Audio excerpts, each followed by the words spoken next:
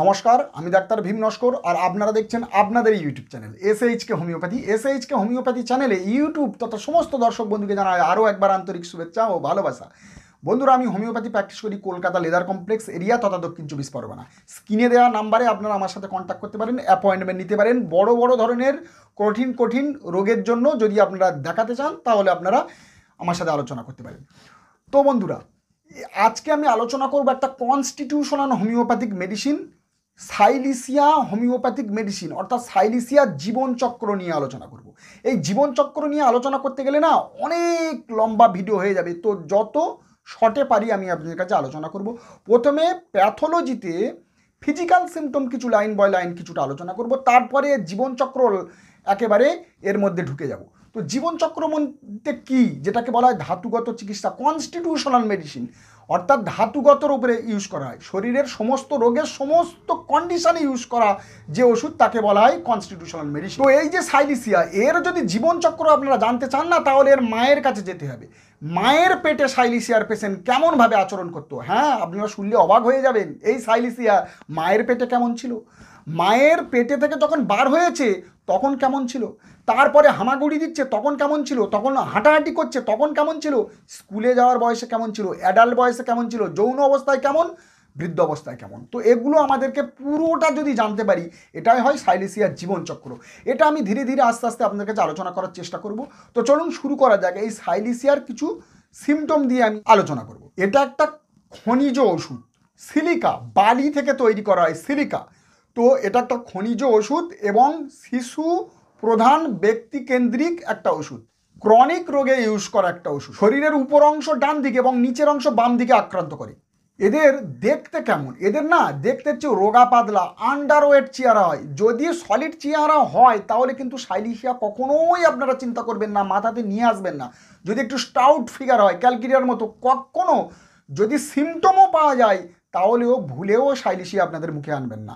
Silicea under wait, মানে wait কম হবে plus জরাজীর্ণ জীর্ণশীর্ণ চেহারা, এবং হাড়গুলো যেন ভালোভাবে পুষ্ট হয়নি, মাথার হাড়গুলো যেন খোলা থাকে, মানে গ্যাপ থাকে, এবং এরা মাংসপেশি একটু ঢিলা, পেটটা শরীর অপেক্ষা একটু বড়, মাথাটা একটু বড় টাইপের হয়, গালগোলার গ্ল্যান্ডগুলো যেন ফুলে থাকে, অর্থাৎ এটা গ্রেট অ্যান্টি টিউবারকুলার মেডিসিন। ওই জন্য স্ক্রোফুলাতে ভালো কাজ করে, গালগোলার গ্ল্যান্ডগুলো ফুলে থাকে। নখের উপরে সাদা সাদা দাগ থাকে, এর একটা ভিভিআই সিমটম। নখের উপরে দেখবেন সাইলিসিয়ার পেশেন্ট সাদা সাদা দাগ থাকে, নখ খুব তাড়াতাড়ি ভেঙে যায় টিউবারকুলামের মতো, নখ তাড়াতাড়ি ভেঙে যায়, এবড়ো থেবড়ো টাইপের হতে পারে এবং হলদে বাদামি রঙেরও হতে পারে। এদের যদি আমি মনের কথা বলি, এরা না একগুয়ামি জেদি, খুবই জেদি, নিজের জেদ পূরণ করে, একগুয়ামি জেদি এবং ভদ্র নম্র স্বভাবের ব্যক্তি হয়, ভদ্র নমনীয় স্বভাব। এটা সোরা সিপিলিটিক সাইকোসিসে কাজ করে, কিন্তু গ্রেট অ্যান্টি টিউবারকুলার মেডিসিন বলা হয়। এদের অসুস্থ হয় না, পায়ের ঘাম যদি বসে যায় অসুস্থ হয়, একটু ঠান্ডা লাগলে এরা অসুস্থ হয়ে যায়, হ্যাঁ গালগোলার টনসিল ফুলে যাবে, পায়ের ঘাম বসে বললে, পাথর কাটলে অসুস্থ হয়, অর্থাৎ যারা পাথরের কাজ করে তারা অসুস্থ হয় সাইলিসিয়ার পেশেন্ট হলে। টিকা নিলে, টিকা নেওয়ার পরে অসুস্থ হয়, ইঞ্জেকশন দেখলে ভয়, ইঞ্জেকশন নিলে অসুস্থ হয়ে পড়ে, কেটে গেলে সারতে চায় না, অসুস্থ হয়ে পড়ে। এরা উপরে মাথা নত করে কিন্তু ভিতরে না নিজের জেদ এরা পূরণ করে। কেমনভাবে, মানে আপনি চলে গেলে এ করবে, আপনি বরফ খেতে বারণ করছেন, ব্যাস শুনবে, বরফ খাবে না, আপনার সামনে খাবে না, আপনি চলে গেলে খাবে। বউকে বাপের বাড়ি যেতে বারণ করছেন, ব্যাস আপনি চলে গেলে সে একটু বাপের বাড়ি টুক করে ঘুরে চলে আসবে, এরকম টাইপ, মানে নিজের জেদ পূরণ করবে। এবং এরা না জোর অবস্থায় অধিকার কোনো সময় চাইতে পারে না, মানে এরা ভদ্র নমনীয় স্বভাব। তো ওই জন্য দেখবেন এদের যদি ভাই ভাই অশান্তি হয় যে জায়গা জমি যে আমার ভাগ বুঝে দাও, এরকম এরা পারে না। ওই জন্য বউয়ের কাছে গালাগালি খায় যে তুমি তোমার ভাগটা বুঝে নাও, কিন্তু এরা এতটা ভদ্র এবং নর্ম স্বভাব হয়, প্রতিবাদ করে না, না বলতে পারে না কথার উপরে। এরা এইরকম টাইপের পেছনে হয়, কাঁটার ভয়েতে মাছ খাবে না, ইঞ্জেকশনের ভয়েতে ডাক্তারখানায় যাবে না, ঠিক এইরকম টাইপের। হোমিওপ্যাথিটাকে আমরা যদি স্বতন্ত্রতার মোড়ে নিই, তাহলে আমাদের কিন্তু ওইভাবে যদি নেওয়া যায় তাহলে কিন্তু এর সফলতা পাওয়াটা অনেকটা কঠিন হয়ে যাবে। অনেকে মনে করে কি জানেন, যে কাশি হচ্ছে এই ওষুধ দেবো, পায়খানা হচ্ছে এই ওষুধ দেবো, অনেক ইউটিউব চ্যানেলে দেখবেন, হ্যাঁ যে গ্যাস হচ্ছে এই ওষুধ দেবো সিমটম অনুযায়ী, কিন্তু এটা কিন্তু সম্ভব নয়। আমাদেরকে রুগীটাকে ইন্ডিভিজুয়ালাইজেশনের মাধ্যমে তাকে সঠিক ওষুধ প্রদান করাটাই হচ্ছে আসল কাজ। আর এর জন্য কিছু স্টেজ আমাদের কাছে চলে আসবে, সেইগুলো আমাদেরকে অবলম্বন করতে হবে। তার জন্য মেট্রিয়া মেডিকা আমাদের একটা অস্ত্র, মেট্রিয়া মেডিকাটাকে আমাদেরকে ভালোভাবে অ্যাপ্ত করতে হবে। আর এই মেট্রিয়া মেডিকা যদি আমাদের হাতে গোলা বারুদ না থাকে তাহলে আমরা কিভাবে যুদ্ধ করব? তাহলে গোলা বারুদ আগে লাগবে, আর গোলা বারুদ রূপী মেট্রিয়া মেডিকা আপনাদেরকে ভালোভাবে অ্যাপ্ত করতে হবে, মুখস্থ করতে হবে, পড়তে হবে। তো যাই হোক, সাইলিসিয়া নিয়ে আলোচনা করছিলাম। তো এই সাইলিসিয়া কিন্তু বালি থেকে তৈরি হয়, আর এই সাইলিসিয়ার পেশেন্ট বেশি মোটা হয় না, কিন্তু ক্যালকিরিয়ার মতো অত মোটা হয় না। এটা প্রধানত অ্যান্টি টিউবারকুলার মেডিসিন, রোগা পাতলা, অর্থাৎ অ্যান্টি টিউবারকুলার যত মেডিসিন আছে তাদের সন্ধ্যাবেলার বেশিরভাগ সমস্যাগুলো বাড়ে এবং এরা একটু রোগা পাতলা জরাজীর্ণ চেহারা হয়। এটা হচ্ছে গ্রেট অ্যান্টি টিউবারকুলার মেডিসিন। ওই জন্য এর মা বলবে, ডাক্তার এ বেশ খাচ্ছে, বেশিই খাচ্ছে, খুব ভালোই খাচ্ছে, কিন্তু এর রোগা পাতলা জিরজিরিয়ে হয়ে যাচ্ছে, গায়ে লাগছে না, এই রকম টাইপের পেশেন্ট হয়। এই সাইলিসিয়ার বাচ্চা খুবই বিনয়ী, ভদ্র, শান্ত, নমনীয়, বিনয়ী হয়। যেমন দেখবেন কোনো বাচ্চা যদি নমনীয়, বিনয়ী বা শান্ত যদি না হয় তাহলে জানবেন এই বাচ্চা কিন্তু সাইলিসিয়া হবে না। সাইলিসিয়া দেওয়ার আগে আপনারা কিন্তু একবার ভাববেন অন্তত। এই পালসেটিলা বলে একটা হোমিওপ্যাথিক মেডিসিন আছে, এর আগে আমি পালসেটিলার জার্নি নিয়ে আলোচনা করেছিলাম ছোটোখাটো। তো পালসেটিলা, স্ট্যাপিসাগ্রিয়া, কার্সিনোসিন, এই যে মেডিসিন, এরাও ওই রকম বিনয়ী হয়, নমনীয় হয়, শান্ত হয়। ওই জন্য না পালসেটিলার কমপ্লিমেন্টারি বলা হয় সাইলিসিয়া, অর্থাৎ পালসেটিলার ক্রনিক হচ্ছে সাইলিসিয়া, তারও ক্রনিক হয়ে গেলে অ্যাসিড হাইড্রোক্লোর। তো এই যে ওই জন্য বলা হয় যে কার্সিনোসিন, স্ট্যাপিসাগ্রিয়া, সাইলিসিয়া, এদেরকে না, আর এই সাইলিসিয়া এদেরকে ডিফারেন্সিয়েট করা, পালসেটিলা, স্ট্যাপিসাগ্রিয়া আর কার্সিনোসিন আর এই সাইলিসিয়া, এদেরকে ডিফারেন্ট করা খুবই মুশকিল হয়ে যায়। মানে অর্থাৎ এরা খুব কাছাকাছি চলে আসে, যখন ডিফারেন্সিয়েট করবেন দেখবেন না মাইন্ড সিমটমগুলো এদের কাছাকাছি চলে আসবে। এরা প্রতিকূল অবস্থাতে, চরণাপন্ন প্রতিকূল অবস্থাতে এরা কিন্তু চুপ রাখে, মুখ চুপ করেই থাকে। যেমন টিউবারকুলিনাম, ট্যারেন্টুলা এদের মতো এত উগ্র নয়, রাগী নয়, চঞ্চল নয় এদের মতন। এরা বিনয়ী, নমনীয়, এরা শান্ত।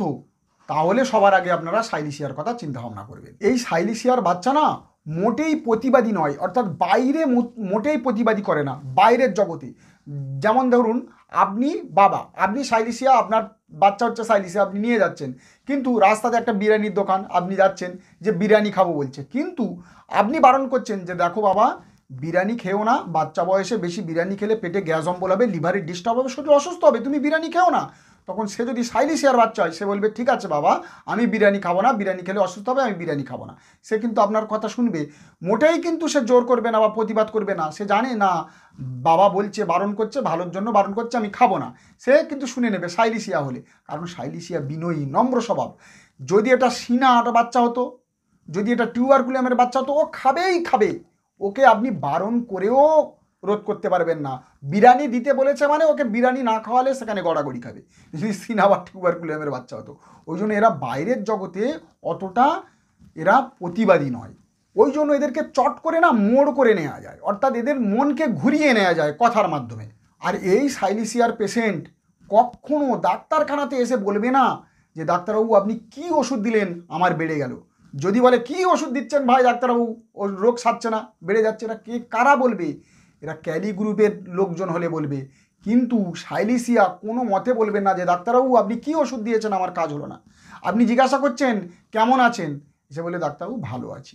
আচ্ছা কেমন আছেন, ব্যথাটা কেমন আছে, হ্যাঁ, ওই চুপচাপ থাকবে। আচ্ছা ব্যথাটা কেমন আছে, না ভালো আছে, না ব্যথাটা আগের থেকে কি ভালো আছে, বলে না ওই আগেরই মতো মোটামুটি আছে। দেখুন আগের মতো মোটামুটি আছে, তাহলে আপনি বুঝতে পারছেন যে কতটা নমনীয়, কতটা ভদ্র। সে কিন্তু কথার ওপরে বলে দিচ্ছে না তোর বাবু আপনি কি ওষুধ দিয়েছেন আমার ব্যথাটা একেবারেই কমছে না, এই রকম কিন্তু বলছে না, বলছে আগের মতো। কয়েকবার জিজ্ঞাসা করার পরে বলছে আগের মতো এবং মোটামুটিই আছে, অর্থাৎ তার ব্যথা যন্ত্রণা কিন্তু ভালো হয়নি আপনার ওষুধ খেয়ে। আর ক্যালিগ্রুপ হলে বাবু ডাক্তারবাবু আপনি কি ওষুধ দিচ্ছেন আপনার ওষুধ খেয়ে তো কোনো কাজই হচ্ছে না, এরকম টাইপের বলবে। এই সাইলিসিয়া না তার ভিতরটা প্রকাশ করে না, তার কথা শুনলে মনে হয় যেন তার ভিতরটা কতটা জ্বলছে, কতটা তার কষ্ট তার ভিতরে। এই সাইলিসিয়া তার কষ্টের কথা এমনভাবে লোকের কাছে বলবে এটাই মনে হবে। ওই জন্য এই সাইলিসিয়া না সাইকোটিক ম্যানিফেস্টেশনের মধ্যে পড়ে যায়। আর সাইকোটিক ম্যানিফেস্টেশন, সাইকোটিক মায়াজম কী হয় না, মানুষকে না ঢেকে রাখে, মানে অ্যাকচুয়ালি তরমুজের মতো। ওই জন্য এই সাইকোটিক মায়াজমকে না খুব চেনা খুবই কঠিন। এই সাইলিসিয়া যেমন তরমুজের মতো, তরমুজ দেখবেন ভিতরে পুরো ওপরে কভার দিয়ে পুরো সবুজ কভার দিয়ে পুরো ঢাকা, কিন্তু যখন কাটবেন ভেতরে পুরো লাল টকটকে, ঠিক সাইলিসিয়া ঠিক এইরকম টাইপের, ভিতরে জ্বলছে কিন্তু ওবরে সাইকোটিক মায়াজম দিয়ে ঢাকা, ওই জন্য সে কিছু বলতে পারছে না। নমনীয়। আর যেমন থুজা, এই থুজাকে প্রেসক্রিপশান করার আগে আপনাকে ভাবতে হবে যে থুজা আমি প্রেসক্রিপশান করলাম, সিমটম পেয়ে গেলাম, সব কিছু পেয়ে গেলাম, কিন্তু আমি বোধহয় সঠিক ওষুধ ডায়াগনোসিস করতে পারলাম না। থুজা প্রেসক্রিপশান করার আগে একবার ভাবতে হবে। আমাদের বড় বড় প্রফেসর তারাও ভাবে, আমিও ওটাই ভাবি, দেখতে পাচ্ছি থুজা, কিন্তু থুজা দিয়েও আমাদের মনে সংকোচ দেয়, থুজা নাও হতে পারে, প্রেসক্রিপশনটা ভুল হতে পারে। সাইকোটিক মায়াজাম ওপরটা ঢেকে রাখে, ভেতরটা তারা প্রকাশ করতে চায় না, এইরকম টাইপের। আর এই থুজা এর কমপ্লিমেন্টারি হলো সাইলিসিয়া, তাহলে বুঝুন কোন জায়গাটায় যে কথা আমি বলছি। আর এই সাইলিসিয়ার বাচ্চারা না প্রচুর পরিমাণে বুদ্ধিমান হয়, খুবই ইন্টেলিজেন্ট হয়। হ্যাঁ, আসলে আপনারা দেখবেন বুদ্ধিমান এবং ইন্টেলিজেন্ট, অর্থাৎ বুদ্ধিমান মানে কিন্তু চতুর নয়, খুব চতুর নয়, চালাকি নয়। চতুর মানে চালাকি, আর বুদ্ধিমানটা আলাদা, চতুর আলাদা। চতুর মানে হলো ধূর্ত, অর্থাৎ এরা ধূর্ত নয়, যেমন থুজার মতো চতুর বা ধূর্ত নয়। এরা কারুর ক্ষতি করতে চায় না, ক্ষতি করতে এরা পারেও না। যেমন থুজার মতো, থুজা চতুর এবং ধূর্ত। ট্যারেন্টুলা, লাইকোপোডিয়াম, টিউবারকুলিনাম এরা হচ্ছে চতুর ধূর্ত। স্নেক রেমেডিগুলো ওই রকম, ল্যাকেসিস এরা হচ্ছে চতুর ধূর্ত টাইপের লোক হয়। কিন্তু সাইলিসিয়ার মধ্যে কোনো ধূর্ত বা ধান্দাবাজ বা ক্ষতি করা এমন কিছু পাবে না, এরা ভদ্র এবং নমনীয় হয়। এইবারে কথা হলো যে আপনি যদি বলেন ডাক্তারবাবু এই যে ধূর্ত বা চতুর বা বুদ্ধিমান এটা আমরা বুঝবো কিভাবে, এটাই তো প্রশ্ন। তাহলে এটাকে বুঝবে কি, পেশেন্টের সাথে আপনাকে গল্প করতে হবে। ওই জন্য আমি বলি, প্রায় লোককে বলি, যারা যারা আমার সাথে কনসালটেশন করতে যায় তাদেরকে বলি, আমার একটা রুগী দেখতে মিনিমাম, ক্রনিক রুগী দেখতে আমার প্রায় 30 থেকে 40 মিনিট সময় লেগে যায়, কম। এটা মোবাইলে ভিডিও কলের মাধ্যমে, এমনি হলেও অনেক সময় লেগে যায়। তো কেন, লোকটার সাথে আগে গল্প করতে হয় বড় বড় লোককে সারাতে গেলে। এই লোকটার সাথে আপনি যখন একটা লোকের সাথে গল্প করবেন তখন আপনি বুঝতে পারবেন, তার কথার মাধ্যমে বুঝতে পারবেন যে ব্যক্তিটা চালাক, সত্যিকারের চালাক, না এটা ধূর্ত, না কেমন প্রকৃতির বালু, যে কি বুদ্ধি দিয়ে কথা বলছে, পালসেটিলা আবেগের সাথে কথা বলছে, হ্যাঁ বুদ্ধি দিয়ে কোনো কথা বলে না। তাহলে আপনি কথা বললে বুঝতে পারবেন যে মানুষটা কেমন। হ্যাঁ, এমন একটা মানুষ আপনি তার সাথে কথা বলছেন, সে কি বলছে, ও ডাক্তারবাবু ও সব আমার কোনো ব্যাপার না, ও সব গ্রামের, আপনি আমার ও গ্রামে যাবেন, আমার নাম করবেন বিশাল নাম, আমার বিশাল নাম, হ্যাঁ ওসব কোনো ব্যাপার না। আর আমি একটু গ্রামের মোড়ল, আমার কথায় অনেকে শোনে, কোনো বিচার টিচার হলে আমাকেই ডাকেই। আর পার্টি পুটি আমার কাছে কোনো ব্যাপার না, আর পুলিশ পায় দাও কোনো ব্যাপার না, আমি অমুক কিছু করেছি, আমি তমুক কিছু করেছি, অনেক কিছু আপনার কাছে অ্যাডভার্টাইজ দেবে। কিন্তু আপনার চোখটা তো ওইভাবে তৈরি নয়, আপনি ডাক্তার, আপনি জানেন। সে যখন আপনার সাথে এইরকম বড় বড় কথা বলছে, আপনি দেখলেন সে চোয়াল শক্ত করে কথা বলছে না, সে আপনার চোখে চোখ রেখে কথা বলছে না, সে হাতটা তুলে কথা বলছে না, তাহলে আপনি কিভাবে বুঝলেন মুখের কথা আর পেটের, মানে পেটের কথা মুখে বলা এটা কি এক? কিন্তু নয়, সে ব্যক্তি আদেও সেই রকমই নয়। যদি হতো সে আপনার চোখে চোখ রেখে কথা বলতো, চোয়াল শক্ত করে কথা বলতো, হাত তুলতো, কিন্তু না, সেগুলো করে না, সে এইভাবে কথাবার্তা বলছে। তাহলে আপনাকে বুঝে নিতে হবে এই মানুষটা চালাক বা চতুর কি ধূর্ত, এটা আপনাকে বুঝে নিতে হবে। তাহলে আপনাকে জানতে হবে মুখের ভাষা পেটের কথা এক নয়। এইবারে মনে করুন লাইকোপোডিয়াম যদি আমাদের কাছে আসে, সেও কিন্তু এইভাবে চতুর প্রকাশ করতে যায়, আমি অমুক করেছি, আমি তমুক করেছি, আমার সাহস এই, আমার কাছে পুলিশ কোনো ব্যাপার না, আমার কাছে, সে নিজেকে একটু চতুর বা নিজেকে একটু ওপরে রাখতে চায়, কথাবার্তাটা বলে।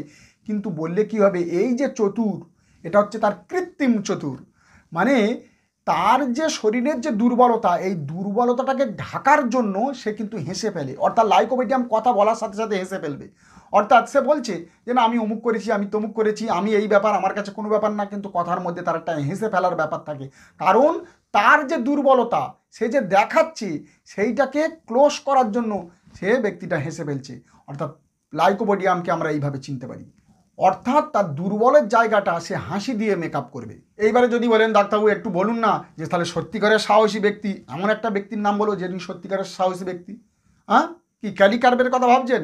হ্যাঁ, খুব সম্মানীয় ব্যক্তি না, খুব সাহসী এবং মর্যাদা সম্পন্ন ব্যক্তি, চোখে চোখ রেঙে কথা বলবে, সত্যিকারের সাহসী, চোয়াল শক্ত করে কথা বলবে, চোখে চোখ রেখে কথা বলবে, সঠিকভাবে প্রতিবাদ করবে, এই রকম একটা সাহসী ব্যক্তি। মুখে হেসে হেসে কথা বলবে না, একদম অরিজিনালের সাহসী ব্যক্তি যারা হয়, সেই ব্যক্তিটাকে, সেই ব্যক্তিটা হলো অ্যাকচুয়ালি চেলিডোনিয়াম। এই চেলিডোনিয়ামের পেশেন্ট হলো অরিজিনাল সাহসী, আর লাইকোপোডিয়াম হচ্ছে সাহসী নয়, এ সাহসী দেখায়। তাহলে দেখুন দুটোই কিন্তু হচ্ছে লিভার রেমেডি, দুটোই গ্রেট লিভার রেমেডি, দুটোই গ্রেট জন্ডিস রেমেডি, দুটোই হচ্ছে গ্রেট 4টে থেকে 8টা দুটোই বাড়ে এবং দুটোই হচ্ছে গরম খেতে ভালোবাসে, দুটোর মধ্যেই গ্যাস অম্বল আছে, লিভারের কমপ্লেন আছে, দুটোই হলো রাইট সাইডেড রেমেডি। কিন্তু পার্থক্য কোথায়? একজন অরিজিনাল সাহসী চেলিডোনিয়ামের পেশেন্ট আর একজন কৃত্রিম সাহসী, মানে সাহসী সে দেখায় এবং হাসি দিয়ে সেই জায়গাটাকে ম্যানেজ করে, সেটা হচ্ছে লাইকোপোডিয়াম। তাহলে বুঝতে পেরেছেন, ওষুধটা এইভাবে আমাদেরকে জানতে হবে, না জানলে কিন্তু আমরা সঠিক জায়গায় পৌঁছাতে পারবো না। এই রকমভাবে হ্যানিম্যান সাহেব আমাদেরকে বলে গেছে যে এই ছোটো ছোটো জায়গা থেকে কিন্তু আমাদের ওষুধকে পার্থক্য করা যায়। তাই কথা হচ্ছিল চতুর বা সাহসী এবং সাইলিসিয়া সম্বন্ধে। তো এই সাইলিসিয়ার পেশেন্ট না এরা না একটু খুঁতখুঁতে হয়, এরা একটু পরিষ্কার পরিচ্ছন্ন হয়, চকচকে হয়। মানে কেমন? বালি দেখবেন, পুরো বালির মধ্যে কাদা থাকে, বলুন জল ঢাললে বালির মধ্যে আর কাদা থাকবে? পুরো কাদা আউট হয়ে গিয়ে বালি চকচক করবে, রৌদ্র পড়লে চকচক করবে, চিকচিক করবে, পরিষ্কার। তো ঠিক এরা খুবই খুঁতখুঁতি হয়, যে কোনো বিষয়ে খুঁতখুঁতি, খুব পরিষ্কার পরিচ্ছন্ন। যদি জামা পরে তো ম্যাচিং করে জামা পরবে, কোথায় কোন কালারটা লাগলে ঠিক হয় সেটা কিন্তু এরা ম্যাচিং করে পরবে। এবং এরা যে জায়গাটায় থাকবে পুরো পরিষ্কারভাবে থাকবে। যেমন সালফার যদি বলেন খুবই নোংরা, যেখানে সেখানে জামা কাপড় ফেলে রাখবে, এরা কিন্তু ওরম না, পুরো জামা কাপড় পাট পাট করে গুছিয়ে রাখবে সব জায়গায়। বই দপ্তরগুলো যেখানে পড়বে দেখবেন এক এক করে এমনভাবে গুছিয়ে রাখবে, আপনি দেখলে বুঝতে পারবেন। তার লেখাগুলো ওরকম পুরো পরিষ্কার, হাতের লেখাগুলো পরিষ্কার। এবং তার যে খাবে সেই খাওয়া দাওয়া প্রচুর পরিমাণে পরিষ্কার। খাওয়ার পরে থালাটা ভালোভাবে পরিষ্কার করবে, ভালো জায়গায় রেখে দেবে এবং সেই জায়গাটা ভালোভাবে পরিষ্কার করে নেবে। অর্থাৎ সব দিক থেকে এরা পরিষ্কার পরিচ্ছন্ন, যেমন বালি এরম ঝকমক করে চকচক করে, ঠিক সেই রকম টাইপের এরা হয়, খুঁতখুঁতে টাইপের হয়। এরা খুবই পরিষ্কার এবং পরিষ্কার রাখতে এরা পছন্দ করে, এরা খুব ফাস্টিডিয়াস হয়। এই সাইলিসিয়া কিন্তু সবার বন্ধু।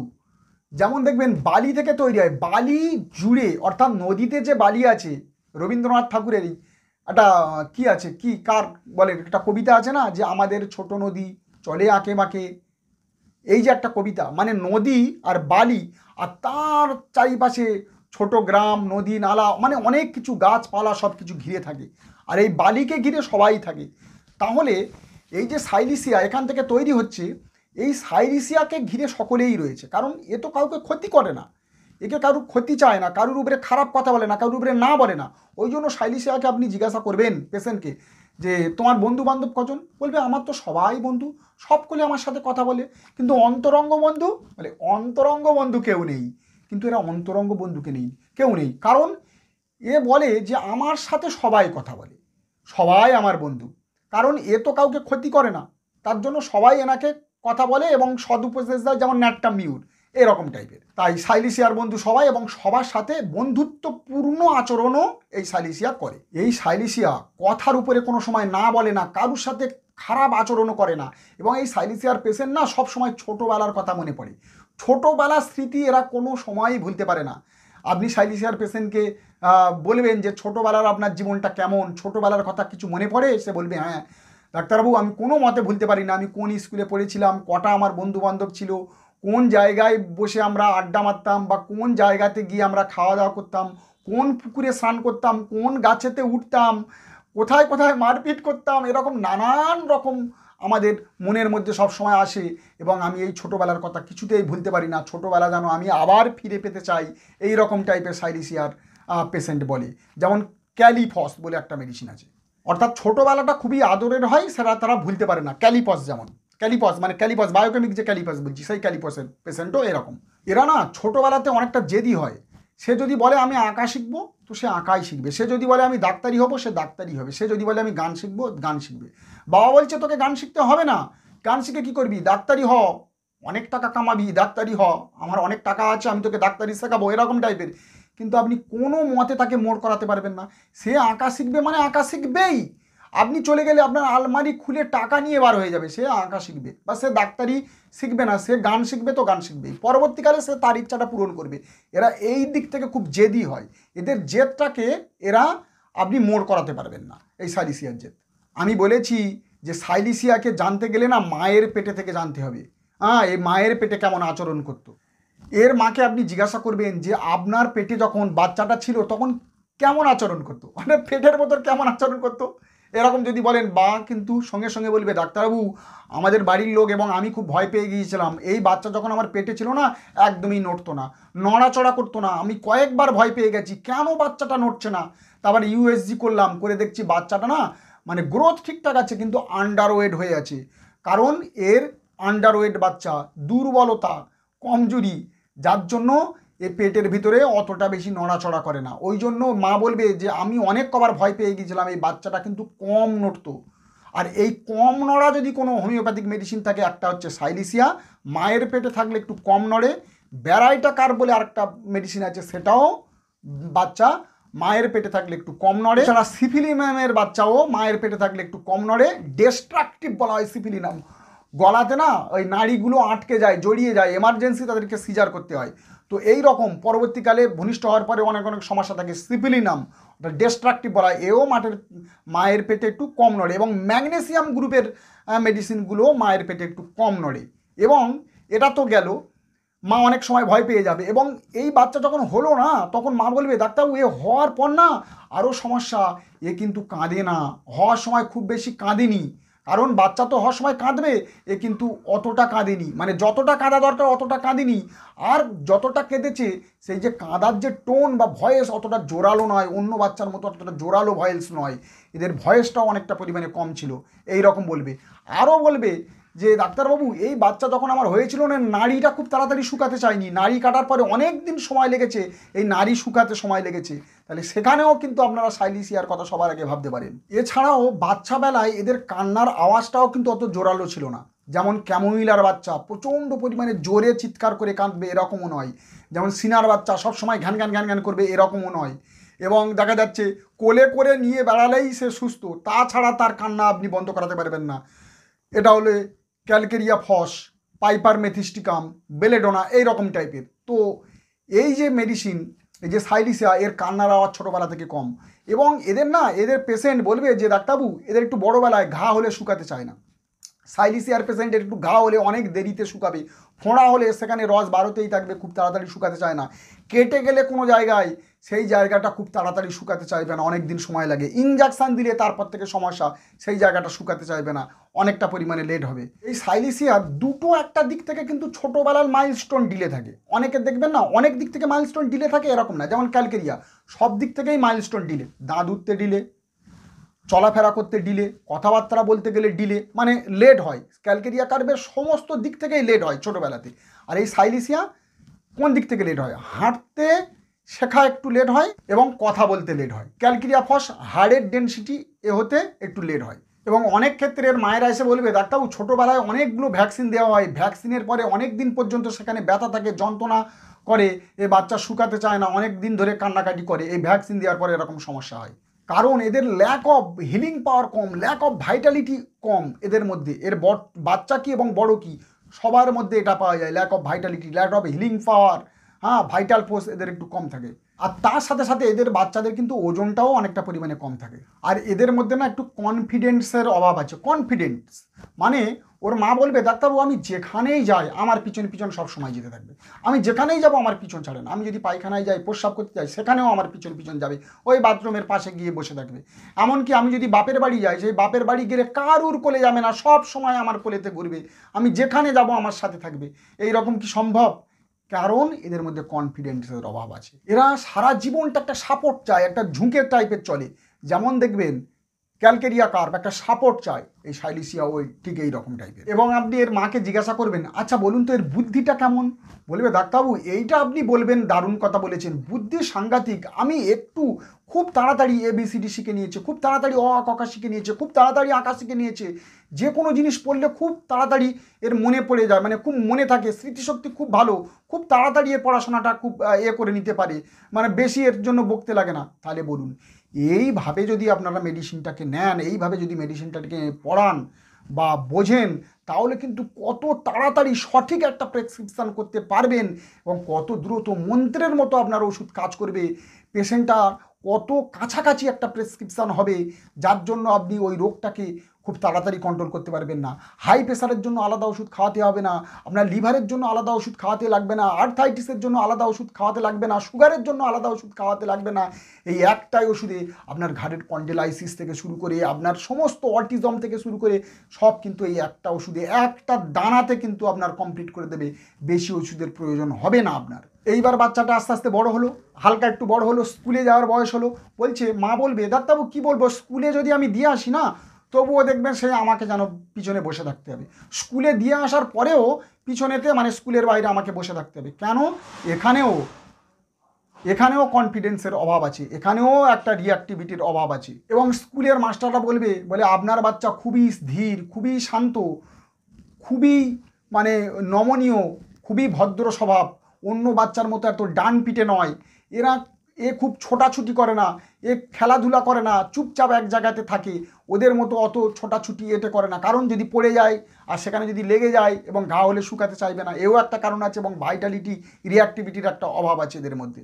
ওই জন্য এদেরকে যদি ঠিকঠাক গাইড করা যায়, এদের মতো বুদ্ধিমান আর হবে না। যেমন লাইকোপিডিয়াম বুদ্ধিমান, লাইকোপিডিয়ামেরও অনেক উপরে কিন্তু এই সাইলিসিয়া, এদেরকে গাইড করলে অনেক বড় জায়গায় এরা পৌঁছে যাবে এদেরকে যদি গাইড করা যায়। কিন্তু এদের জেদের বিরুদ্ধে আপনি যেতে পারবেন না, তখন কিন্তু এদের কোনো কথা শুনবেন না। আপনি গায়ের জোরে কিন্তু এদেরকে কোনো কিছু করাতে পারবেন না এদের জেদের বিরুদ্ধে।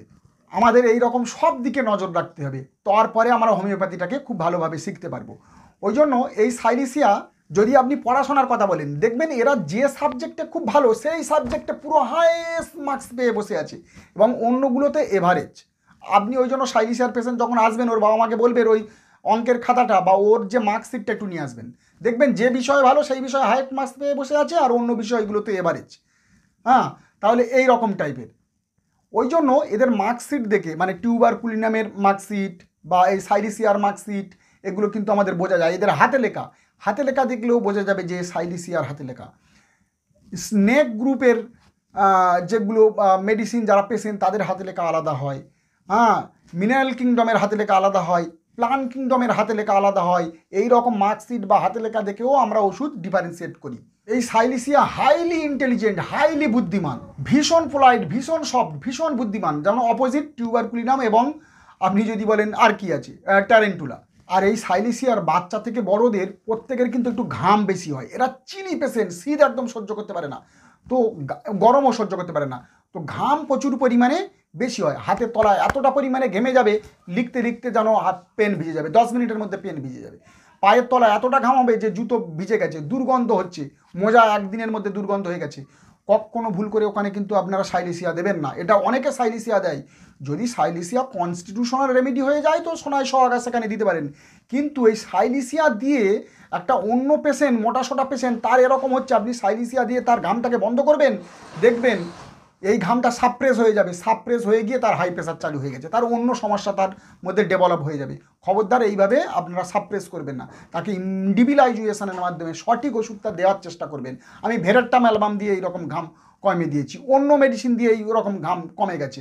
তো আগে ধাতুগত কনস্টিটিউশনাল মানুষটাকে চিনে আপনাদের ওষুধ দিতে হবে। এই সাইলিসিয়া কিন্তু ফোঁড়া পাকানোর কাজে খুব ভালো কাজে লাগে।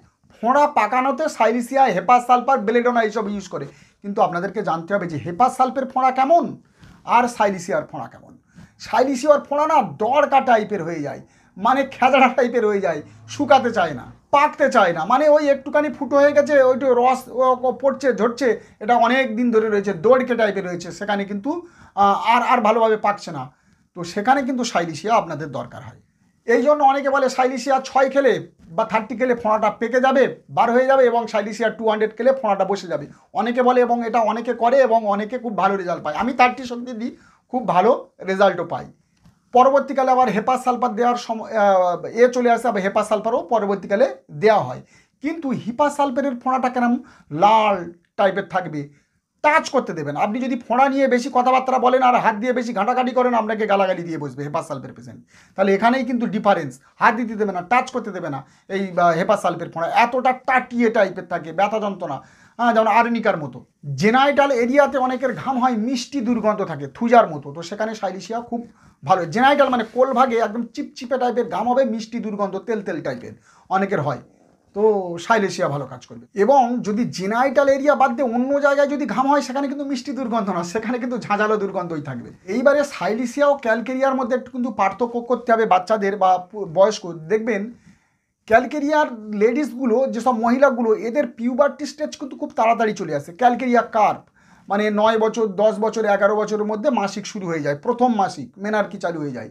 আর সাইলিসিয়ার একটু ডিলে থাকে, ওই 12 বছর 13 বছর 14 বছরের পরে থেকে এদের মাইলস্টোনটা শুরু হয়। এটা কিন্তু ডিফারেন্সিয়েট করে নেবেন। ক্যালকেরিয়া কার্প আর্লি হয় আর সাইলিসিয়া একটু লেটে হয়। আর সাইলিসিয়াতে কম ব্লিডিং হয় পালসেটিলার মতো, আর ক্যালকেরিয়ায় প্রফিউস টাইপের ব্লিডিং হয়, প্রচুর ব্লিডিং হয়। তাহলে কি বললাম, সবার উপরে কিন্তু এই সাইলিসিয়া ইন্টেলিজেন্ট, তারপরে যদি কোনো পেশেন্ট আছে সেটা হচ্ছে লাইকোপিডিয়াম, আর তারপরে হানাতানাতগুলো চলে আসবে। তো যাই হোক, এই পর্যন্ত শর্টকাট আলোচনা করলাম, আরও অনেক কিছু আলোচনা করার ছিল, ভিডিওটা অনেক লেন্দি হয়ে যাচ্ছে। এই পর্যন্ত, দেখা হবে একটি নতুন ভিডিওতে। যতক্ষণ একটা নতুন ভিডিও নিয়ে আসি ততক্ষণ আমরা সুখে থাকবেন, ভালো থাকবেন, নমস্কার।